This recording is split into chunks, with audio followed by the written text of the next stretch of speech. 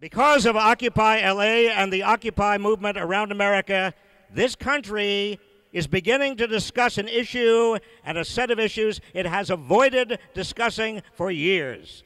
And that is the increasing concentration of income and wealth and political power at the very top of this country, and what that has done to the economy and what it has done to our democracy. But it's more than just a discussion. Because I can tell you, after having spent years in Washington, that nothing good happens in Washington unless good people outside Washington are mobilized and energized and organized to make sure it happens.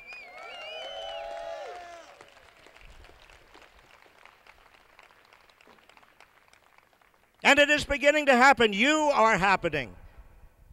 And that gives permission to millions of other people to not only have the discussion, but also to get mobilized and organized and energized around the same issues. You see, when 25 million Americans are looking for full-time work, when 14 million Americans are out of work altogether, when millions of other Americans are too discouraged even to look for work, and when even people who have work are watching their wages drop, a lot of people say to themselves, it's my fault. They say to themselves, the reason I don't have a job, the reason my wages are going down, the reason I can't pay the bills is there's something wrong with me. They don't know that exactly the same problems affect millions of other people, that it's not something wrong with them, it's something wrong with the system itself.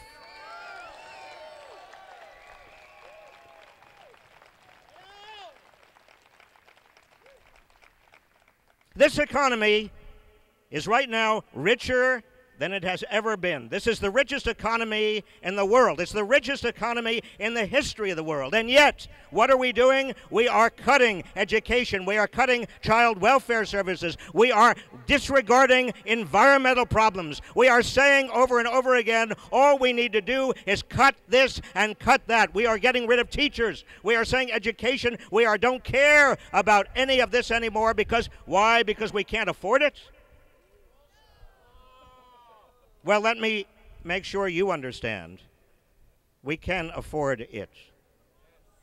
We can afford it. We, the people, can afford it. This economy right now is twice as large as it was in 1980. But most people don't know that because their wages, if they have jobs, their wages have stagnated for 3 decades. In fact, they've been going down. If you adjust for inflation, they've been actually going down. Now, where's the money gone? If the economy is twice as large as it was 3 decades ago, and if most people have not seen a wage increase, in fact, most people's wages are going down and they're losing their jobs, where did the money go? It went to the top 1%. A lot of it went to the top 1/10 of 1%. Now, look, when I talk about this kind of stuff, when you talk about it, many people say, oh, this is class warfare. It is not class warfare. What it is a recognition that the system has got out of kilter, out of balance. What we want to do is the same thing the progressives did at the turn of the last century, the same thing that FDR did in the 1930s, the same thing that we tried to do in the 1960s, and we certainly did with civil rights and voting rights.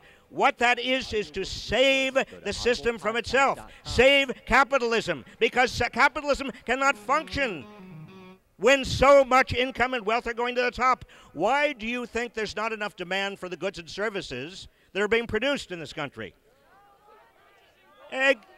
Exactly.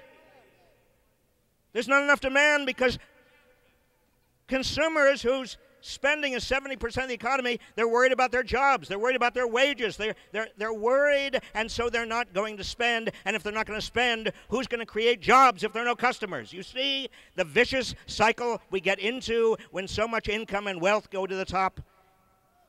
But it's not just the economy that suffers. It's also our democracy.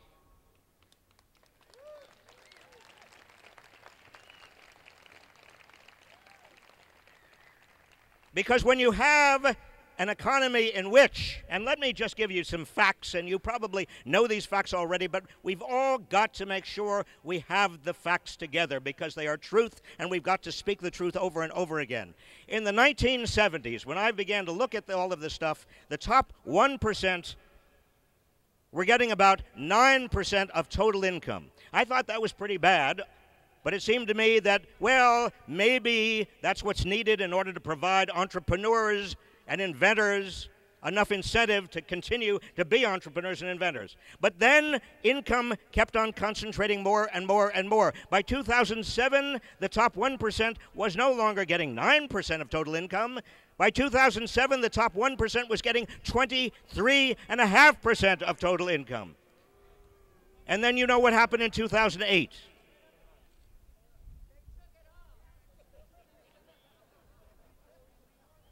Financial capitalism has taken over from real capitalism.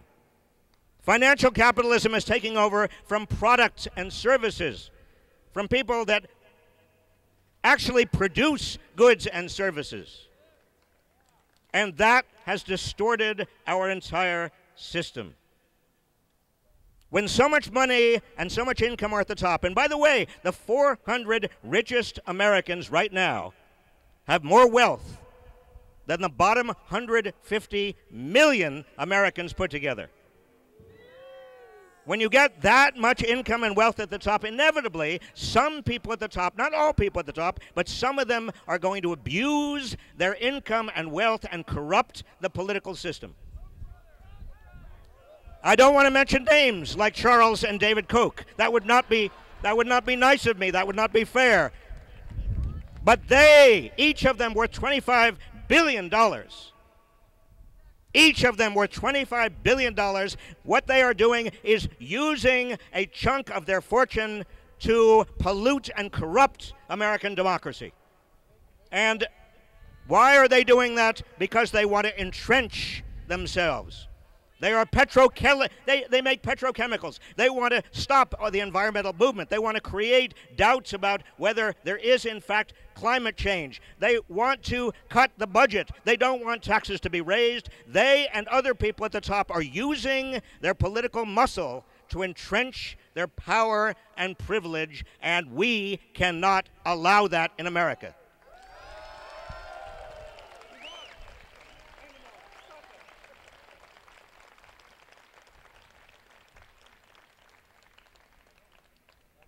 We must take America back because it is too precious. Our democracy is too precious to allow it to fall in the hands of a few people.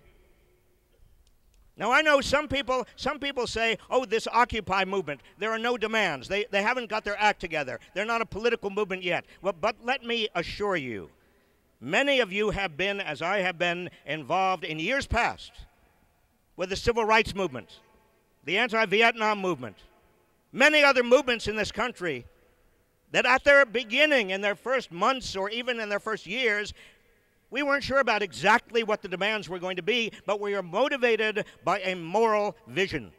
A moral vision.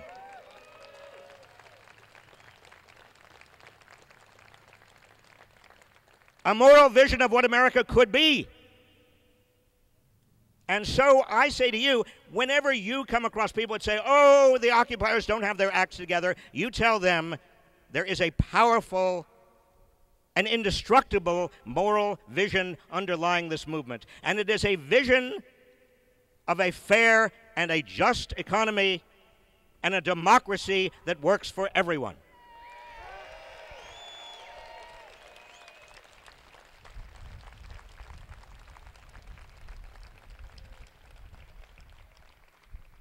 And finally, let me just say, it's not going to be easy.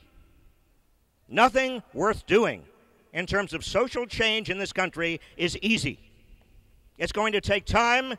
It's going to take patience. I know many of you who have been involved. You've talked to me about sometimes you feel a little frustrated. Sometimes you feel it's just a huge amount of work. You don't get very much credit for it. You worry that it's just never going to change. But I'll tell you something. There is nothing more powerful than people mobilized and organized and energized to make America stronger and better and truer to its core principles. And that's what you are doing.